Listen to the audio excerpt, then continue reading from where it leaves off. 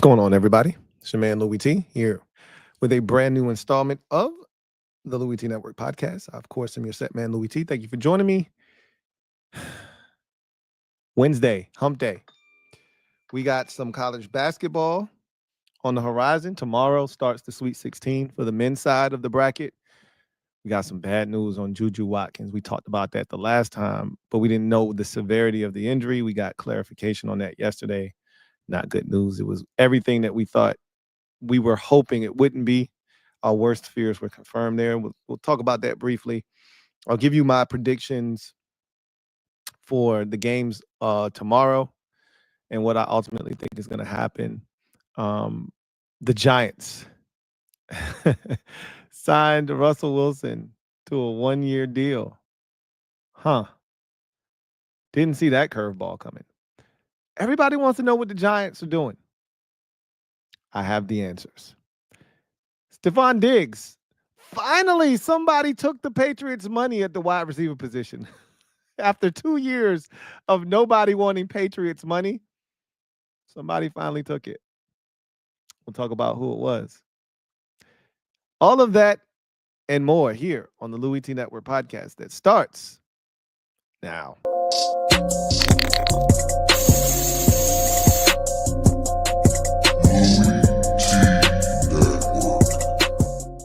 The Louie T Network is powered by MusicHead University. MusicHeads, classes in session. Turn me up. Enroll on YouTube now. Link is in the description.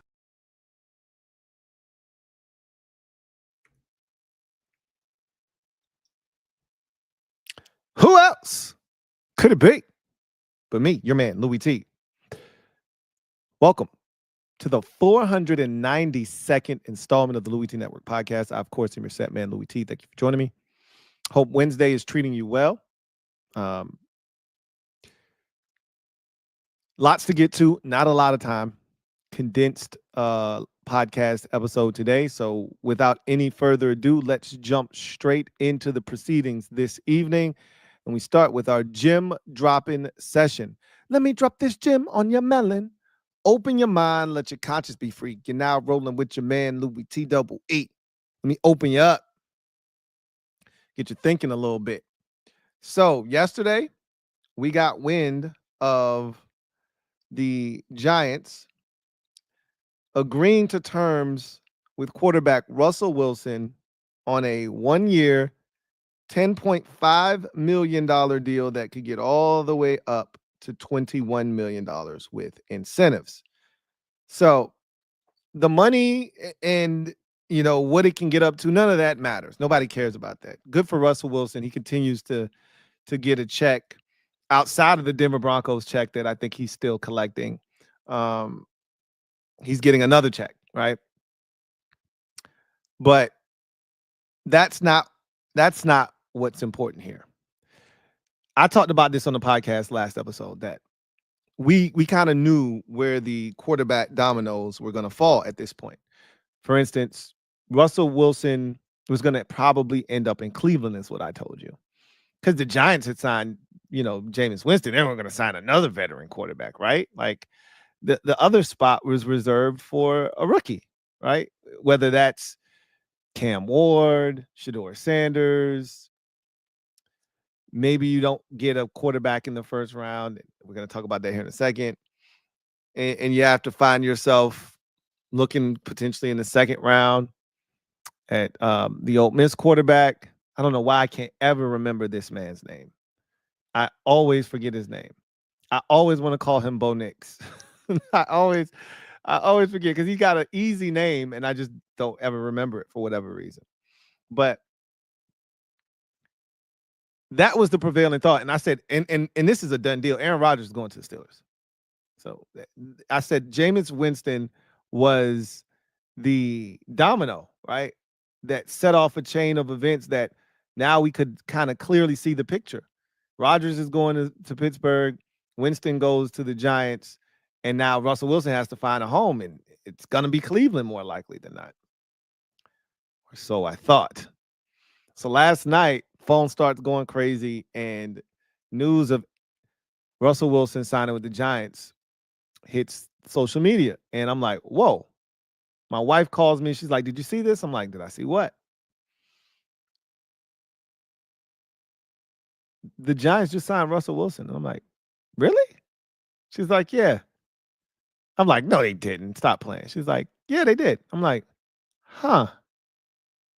Interesting. So I opened up my phone and sure enough, they had inked him to the 1 year, $10.5 million deal that get up to 21 million. And I'm like, what the hell are the Giants doing? And I saw the jokes about sermons being, given in the quarterback room. And Mina Kimes had a post yesterday about what the quarterback room would look like for the Giants. And people were making jokes about all that. But I really was fascinated. Like, what the hell are they doing? What are they doing? So let's start here. This does not preclude them from taking a quarterback. I think we're all clear on that. Winston is on a 1 year deal, so is Russell Wilson. So nothing stops the Giants from taking a quarterback. But I sat and I thought about it. I was like, what in their right mind would possess them to do this? And then I thought about it. 2 reasons you do what they did yesterday, signing Russell Wilson to a 1 year deal, in addition to already having signed Jameis Winston and bringing back Tommy DeVito.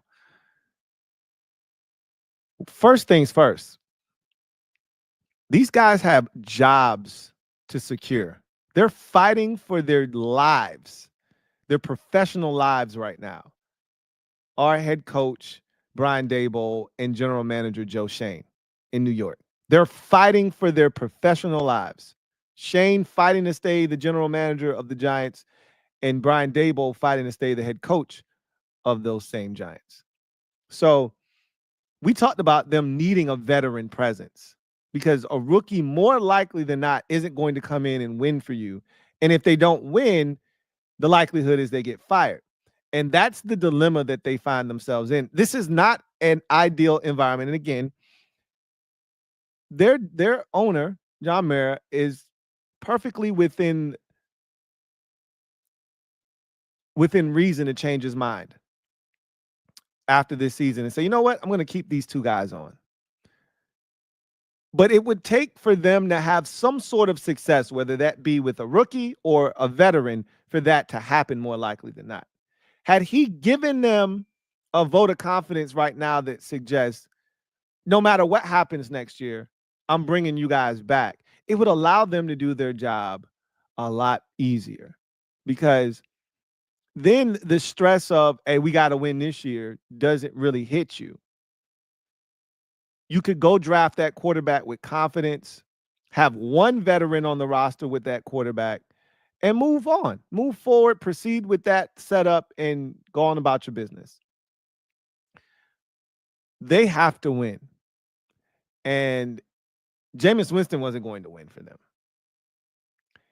And Russell Wilson gives them a better shot, although it's a long one. But it's better than Winston because you know Winston's going to turn it over. Right? So that was the first piece of that. But the more important part, if you're a Giants fan, and this is all you care about, you care less about all that other stuff I just said. This is what you care about. And I talked about this already. There's a realistic chance. There's a very realistic possibility that you don't get a quarterback at 3. And if I'm the Giants, I need to be prepared in the event that the quarterback of my liking isn't there at 3. And again, they have a preference between Shedeur Sanders and Cam Ward, but it doesn't matter. I think they would take either one if either were to fall to them at 3. They could care less which of the 2. They have a preference, obviously. I think they would prefer that guy to be Cam Ward, but Cam Ward's not getting past 1. I think we've already established that. I talked about that on the podcast episode. Last episode, they're not going to trade up to 1, I don't think. I don't think that's the smart thing to do.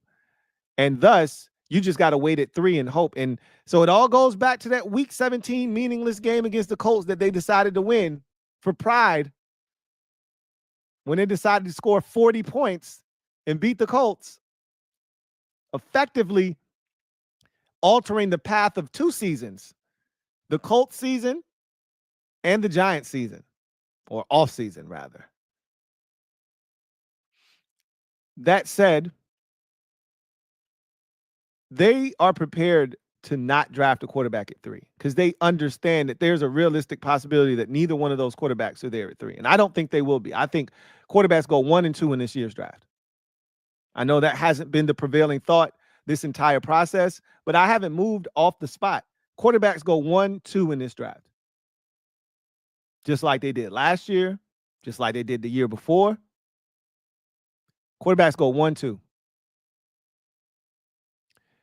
And I mean, quarterbacks went like 1, 2, 3, 4, 5, 6, 7, 8 last year, but that's no here nor there.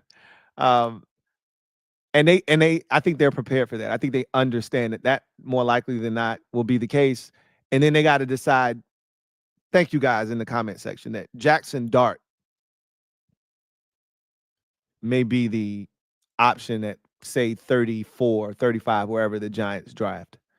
That might be the decision that they have to make then. But I just don't think they feel like they don't want to put themselves in a position where they wait to see what happens with the quarterbacks in the draft and then they strike out and miss out on a Russell Wilson. They just couldn't. They weren't in a position to do that. If Shedeur falls into their lap at 3, they take him. Okay, now you got 4 quarterbacks. Cool. Right? What difference does it make? Keep 4 on your roster. You don't want to keep 4, you cut Tommy DeVito. Cool. Right? Nobody's tripping about that. It's going to be a good environment for a young quarterback with Russell Wilson and Jameis Winston. They're going to nurture that young quarterback if they were to take one. But it's going to be really interesting to see what happens in the draft and what I'll be really fascinated with is if Shedeur did fall to them or Cam Ward, which let's just stop saying Cam Ward's name because he's going 1. Unless the Giants want to trade up to 1, they're not getting him. Shedeur would be the 1. Let's just say Shedeur fell into their lap at 3. I would expect him to then take him, right? So assuming that you take him, what do you do then, right? Because I'm assuming you're still going to start Russell Wilson. But for how long? Like, what does the season even look like if you're the Giants? That's the $1 million question, because if you want to save your job, the best thing that you could potentially do would be to start Shedeur Sanders week 1. But if he's not ready, then you don't do it, obviously. Because the thing that's going to save your job ultimately is, hey, we won 8 games with Shedeur Sanders in his rookie season. Let us do it again. We know we can, win 12 next year, right? That's the selling point to the owner. I've never seen this work, by the way. Lame, a GM and a head coach essentially in a lame duck year, even though they're not technically, on the last year of their contracts. But for all intents and purposes, this is a lame duck year for them. Either they succeed and they stay, or they get fired and they fail. And so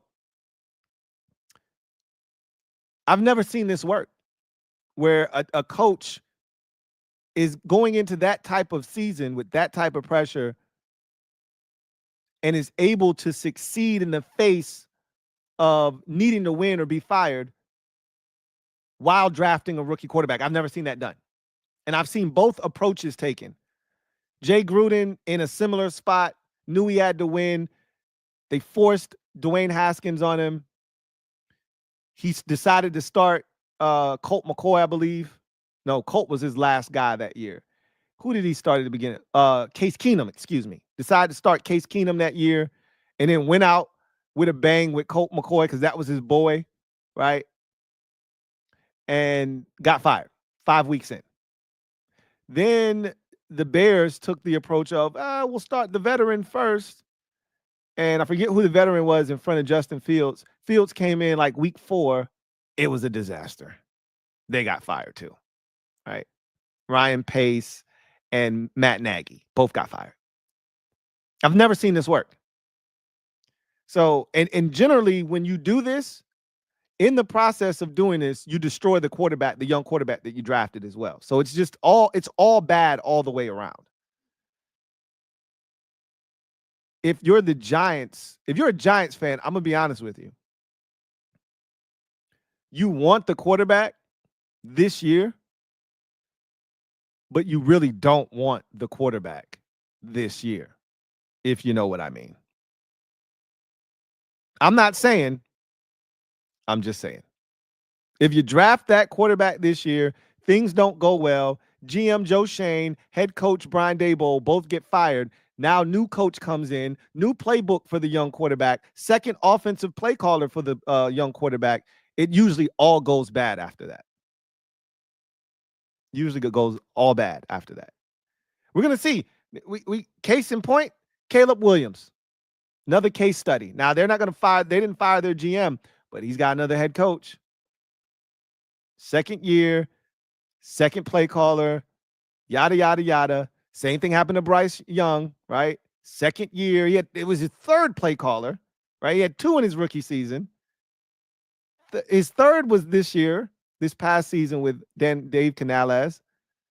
He seemed to get better towards the end of his second season. We'll see how that goes. We'll see what happens with Caleb Williams in Chicago. Another case study. This usually doesn't end well, though, for the young quarterback. So, report C, Giants fans. Rough position to be in. But I understand the thought process of signing Russell Wilson because they're preparing themselves to not get a quarterback at 3. Which they should, because I think quarterbacks are going to go 1-2 in this draft. We'll see what happens. Zoinks! Scoop! All right, let's transition to social media maneuvers. I'm a midday marauder. Y'all know what it is. If you're out there, you want your comment read on the air. Super chats are the best way to do it. And because we're pressed for time today, that's probably going to be your best bet. However, in the event that time permits, if I look down and I got a couple minutes to spare, I'll go to the comment section and I'll read a couple comments that have the hashtag LouieTeeLive next to their comment. So make sure that if you want your comment read on the air, you use the hashtag LouieTeeLive. But the only way to ensure that your comment is read and that you jump straight to the front of the line is to super chat. With that said, let me just take a moment to ask all of you who are out there to like this video. Over 200 of you are out there, only 33 likes. We can do so much better than that. You know, I like at least a 3-to-1 ratio, right? Viewers to likes. So if you haven't hit the like button already, please do so. That said, somebody finally took the Patriots' money at the wide receiver position. That's right, Stefan Diggs. And, you know, he was an interesting name that was out there left as a wide receiver. And I didn't know where he would go, where he would end up, how long it would take him to find work. You know what I did not expect? I did not expect him to get a long-term deal with anyone. Coming off of, you know, major surgery, I think he tore his ACL. At his age, he's approaching, if he's not already 30. How old is Stefan Diggs? Hey, Google, how old is Stefan Diggs?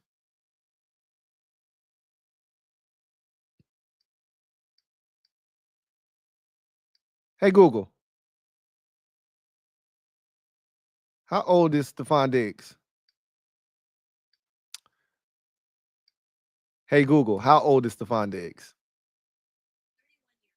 31 years old is Stefan Diggs. I didn't think someone would give him a 3-year deal. Now, obviously, I haven't seen the parameters of the deal. I didn't see how much money was guaranteed. It's a 3-year, $66 million contract, I believe. Let me make sure I get my numbers correct. 3 years, $69 million, $26 million guaranteed. So with that kind of guaranteed money, that's a 1 year, $26 million deal. That's what it feels like. He plays well. The Patriots can keep him for a second year. There's an exit ramp after year one, more likely than not. There's probably an exit ramp after year two. I doubt that he sees the third year of this deal. Okay. So they had to significantly overpay to get someone to take their money, right? And it had to be somebody coming off of major surgery who wasn't expecting to get a long-term deal from anyone because of how their season ended last year. That's amazing. Now, with that said, if I'm the Patriots, I'm still looking to draft a receiver in the first round of this upcoming draft. If it's not a receiver in the first round, definitely in the second round. But now you got a guy like Stefan Diggs. You've got a solid group of receivers.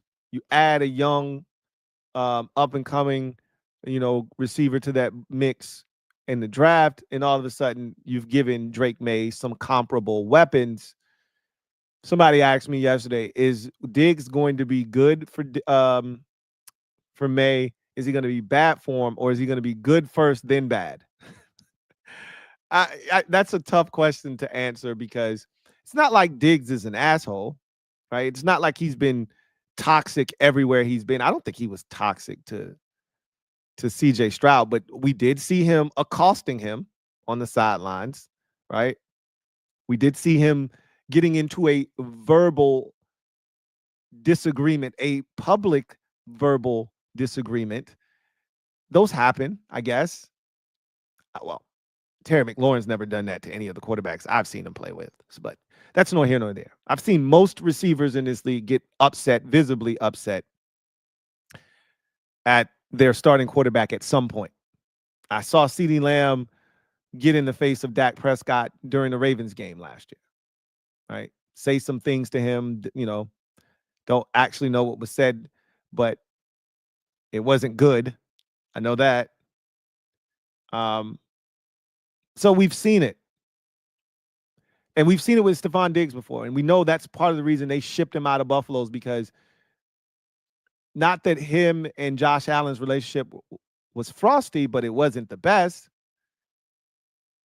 And so will he be good for Drake May? Yeah, I think so. I think so. I can tell you this, if I were the general manager, and look, beggars can't be choosers. The Patriots need talent around Drake May.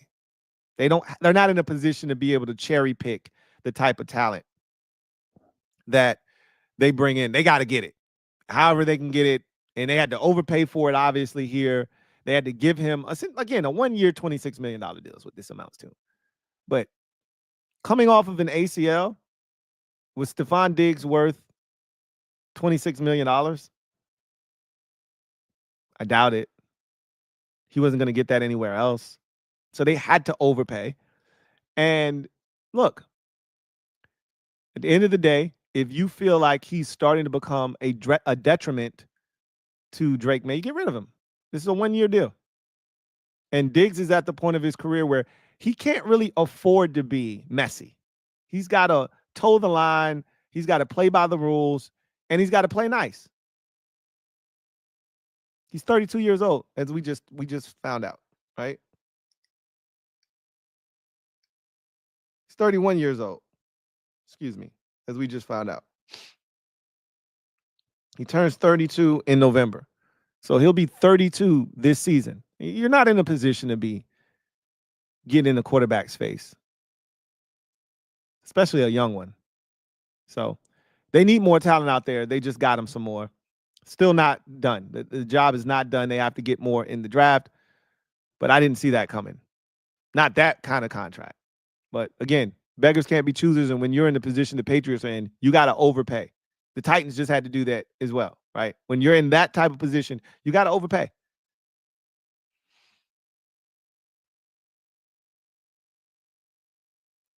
All right.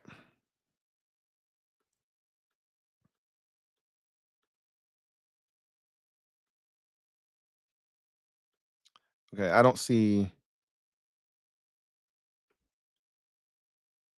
Any comments? So I got one super chat here from Reedy Davis. Thank you for the super chat. Greatly appreciate you. Thank you for being a member of the MOBB. Reedy Davis writes, Lou, if BR can get 1,000 this year, does he get re-signed?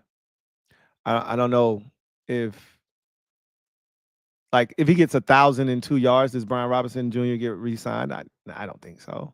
I think in order for them to feel good about bringing him back, he'd have to absolutely tear the cover off of it this season, and I just don't see that happening. He's never rushed for 1,000 yards in his career, and unfortunately, he wasn't able to stay healthy last year, or he probably would have done it last year. But if you can't rush for 1,000 yards alongside Jaden Daniels, I really don't know like what to do with you, to be honest. Because what a guy like Jaden Daniels does for a running back is almost immeasurable, except we saw what it did for Derrick Henry in Baltimore with Lamar Jackson. He went from a guy who, consistently rushes for 1,000 yards and barely made it over 1,000 his last year in Tennessee to almost 2,000 yards, 1,800 yards rushing for Derrick Henry last season. So we can pretty much say Lamar Jackson probably helped account for an additional, let's just say 700 extra yards on the ground for Derrick Henry. For the Ravens for years, Derrick Henry or Lamar Jackson would probably account for that many yards rushing for the running backs, but it would be spread amongst three different guys: Gus Edwards, J.K. Dobbins, Justice Hill, whomever, right? They'd spread it out amongst various backs. This past year, it just went to Derrick Henry, essentially. You should be killing it. Alfred Morris with Robert Griffin III ran for over 1,400 yards. And Alfred Morris I love Alfred Morris. Wake up, wake up, wake up. It's Alfred Morris. I love AM. He is not a 1,400 yard back in this league. Never was, but he was because of Robert Griffin III's presence. That's what a mobile quarterback can do for a running back. And if Brian Robinson Jr. can't get 1,300 yards with Jaden Daniels by his side, I doubt that they re-sign him. It's going to take more than just 1,000 yards to come back, I think. But we'll see, right? We'll see. Look, we'll know how they feel about Brian Robinson Jr. about who they draft. If they draft a complimentary back, he's got a shot. They draft a guy that is an every down back, he's cooked in Washington. He's done. So we'll know. We'll know. They'll tell us by their actions. NES Tecmo. This will be the last one we take, and then we'll move on. Who writes, "Hey, Louie, can't wait to see Russ's video. Fee, fi, fo, fum, Giants fans. Hope he gives them 6 to 7 wins and out of the quarterback spot next year." I'm waiting to. I know he just signed a deal, so he's probably going to talk to Giants fans. They're probably going to give him a phone and say, "Hey," because once he finds out what the slogan is, he runs with it. And I think, what is it? Go Big Blue, right, for the Giants. I think that's what it is. I don't know what the hell the Giants slogan is. I think it's Go Big Blue, right? Is not Michigan's slogan though? I don't know. I don't keep up with slogans that aren't for my favorite team, but I know in Denver it was "Let's Ride," and then when he was with the Steelers, it was what was it? Like, I forgot. I think they were chasing Ring 7 or something, so he kept saying something along those lines. I don't remember, but whatever the saying was, he said it that as well. And then it was "Go Hawks" in Seattle. So whatever it is in New York, he's gonna say that. I can't wait to see that. Yeah, I love it. I love it. I love it. I love it. Don't you love when a plan comes together? We screwed the Giants 2 years ago, and they screwed themselves this year. We couldn't help them this year. I was like, look, we out of the helping the Giants get a quarterback business. We done. We got ours already, and we did the damage that needed to be done, right? What they really should have done, what they really messed up at, was they should have took one last year when everybody else was taking one. It was plenty to go around. You don't think they would be better off with Bo Nix right now? You don't think they would be better off with Michael Penix Jr. right now? That's where they messed up at. They should have taken a quarterback last year like everybody else. They passed on the entire position. Why? I don't know. And now they're left with what they're left with. So I don't feel bad for them. Anyway, I digress. Let's go ahead and wrap this show up with garbage time. So, want to take a look at the Sweet 16 and give you a prediction for all the games going in the order in which they will be played. So, Thursday night, the first game up is the 2-seeded Alabama Crimson Tide taking on the BYU Cougars, who are 6th seeded. I got Alabama taking care of BYU. BYU had an upset the last round, taking out the 3 seed in the bracket and in Wisconsin. So they are here, but I don't think their stay at the Sweet 16 lasts very long. I think Alabama is able to outlast them, and Alabama worries me as a Duke fan. But before we get to them, we got to take out Arizona first. We'll talk about that here in a second. The second game up is Florida, the 1 seed in the South or the West region, excuse me, taking on the 4-seeded Maryland Terps. That should be a fun game. Maryland's a scrappy bunch, and they're playing with a ton of confidence right now. But so is Florida, and they were one of the best teams in the nation this year, in the best conference this year. Just not that the Big Ten was anything to sneeze at, but the SEC was historically good this year. And teams like Florida and Auburn and Alabama, as we just mentioned, are good representations of what that conference was this year. And so I think Florida is going to win that game. I've talked to some Terp fans who seem to think they're going to get blown out in this game. I don't think you're going to get blown out. I think you're going to hang in there, but I don't think it's going to be close enough for Derek Queen to hit a shot to win you the game this time around. I think they lose this game by like 8, right? They hang in, but it's a game at the end where fouling makes sense, but they ultimately lose this game by like 8. I got Florida advancing. Then you get the 1-seeded Duke Blue Devils in the East region hosting the 4th-seeded Arizona Wildcats. This should be a really good game. I wonder if we're going to get Malik Brown back. I don't know. I think I saw somewhere where it's a game time decision.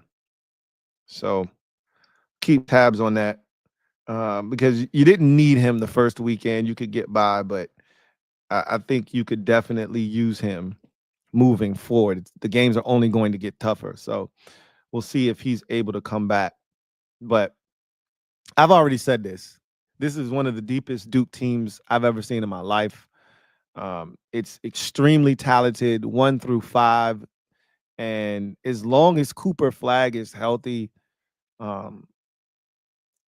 and we're knocking down shots, I think this is a championship caliber team. So I've got Duke advancing past Arizona. And the question is for me, will it be close? Duke has been, dominating its opponents here recently. And the last close game they had was Carolina, but that was like a 20-point lead at halftime. But if Arizona can keep it close, I want to see how Duke responds. I think there's enough veterans on that team that they won't fold like past Duke teams that were super talented did fold in those situations. But you can't account for what is going to happen when shit gets tight. I don't know if that's this game or not. I could see Duke winning this game by 13 points. I could also see Duke winning this game by 4 points. I think it's the former, not the latter. I got Duke winning this game by double figures and moving on to the Elite Eight. And then Arkansas, Texas Tech in the West region. Arkansas has been one of the feel-good stories of the tournament, not because they're some mid-major with a bunch of upsets, but because John Calipari in his first season at Arkansas got off to a really slow start. And I don't think anybody saw them being at this point probably midway through the college basketball season. Matter of fact, I don't think anybody thought that they would even make the tournament midway through the college basketball season. But not only did they make the tournament, they upseeded 7-seed Kansas and Bill Self, then proceeded to upset the 2-seeded St. John basketball team coached by Rick Pitino. And now here they are taking on the 3rd-seeded Texas Tech Red Raiders. And we'll see if Cal has another one in him or not. It would be really interesting if they somehow made it all the way to the Elite Eight in his first year in Arkansas. I got Texas Tech winning that game. So there's that. But, you know, let me see something real quick. You know what? I changed my mind. Give me Arkansas. I think they lose when they see an SEC team, which if they win this game, they would see Florida. Then their journey would end because I don't see them beating Florida this year. Give me Arkansas to keep the party going. So on Thursday, I've got Duke, Bama, Florida, and Arkansas. So 3 higher seeded teams. And then the one upset is Arkansas, the 10 seed over Texas Tech. On Friday, we've got Michigan State, 2 seed in the South region, taking on Ole Miss, the 6 seed in the South region. Once we get to this weekend and Michigan State and Tom Izzo are still in the tournament, they're automatically going to the Final Four. So you never want to see Tom Izzo and his ball club this time of the year. If you do, you're screwed. So Michigan State's, you could punch their ticket to the Final Four right now. Go ahead and do it. They're going to beat Ole Miss in that game. It's going to be close. It's going to be close, but they're going to win. Kentucky, Tennessee, SEC matchup here. This is really interesting because Kentucky, brand new team. Not one guy from their team last year is on the roster this year. But this is what happens when you get a new coach in there. He wiped everything out. A lot of guys transferred once Cal left. And then he wants to bring in his guys, so he did that. It's a good team, but they're not better than Tennessee. And Tennessee's one of those squads where, much like Auburn, where they're playing with grown-ass men that's like 25 years old, playing at prison ball where they're not calling fouls. Tennessee's going to muck the game up and win this thing. I got the Tennessee Vols advancing to the Elite Eight. And then Auburn taking on Michigan. I want to take Michigan in this game so bad. So the 1 seed in the South region is the Auburn Tigers taking on the 5th seed at Michigan Wolverines. Boy, I want to take Michigan, but I'm gonna stick with Auburn again. For the same reason I just said that Tennessee is gonna win. They got grown ass men playing, 24 and 25-year-olds and a bunch of 23-year-olds, and that's what's gonna allow them to prevail. Give me Auburn to advance, and then in the Midwest region, the 1-seeded Houston Cougars taking on the 4-seeded Purdue Boilermakers. Houston's just too good for Purdue. And, not a lot of explanation needs to be given there. This isn't the Zach Edey Purdue Boilermakers. Um, Houston is a good team. They've been good for the last 3-4 years, and I expect them to advance to the Elite Eight. I think they're probably going to make it all the way to the Final Four, but we will see what happens once they get there. Anyway, I digress.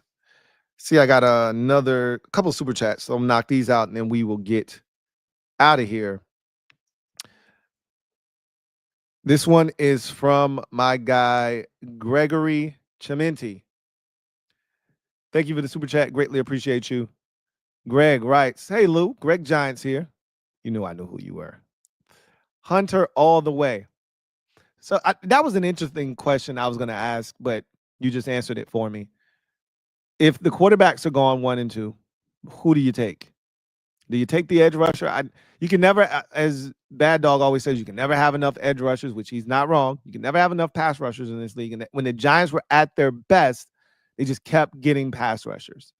Even though they didn't need it, they just kept drafting them anyway. But Hunter feels a need. You need cornerback help. You could use some more wide receiver help, opposite of Malik Neighbors. So Hunter, either side, whatever you decide to play him at, makes sense for the Giants.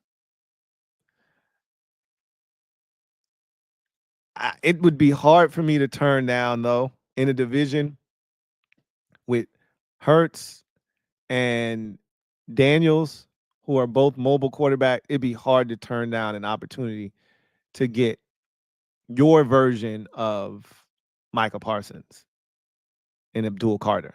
He's not Michael Parsons. Let's get one thing straight. He's not him, but he's probably the next closest thing you're going to find. So it'd be hard to turn that down if it were me. But I digress. Can't go wrong, I don't think, with either one of them. Reedy Davis, thank you for the super chat. Greatly appreciate you. Double up. Who writes? Who you got on the women's side? I'm glad you brought up the women's side, because I actually we got the news of Juju Watkins, her injury. Just terrible news, man. You hate to see it. You hate to